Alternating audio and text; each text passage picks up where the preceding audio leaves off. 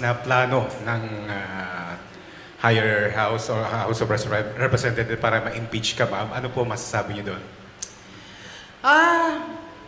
Well, they can always try na mag-impeachment. They can always,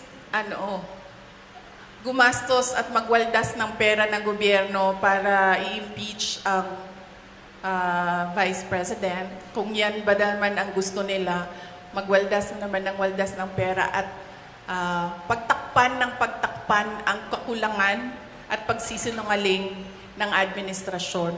Para lang hindi mapansin ng mga tao na maraming mga pangako ang napako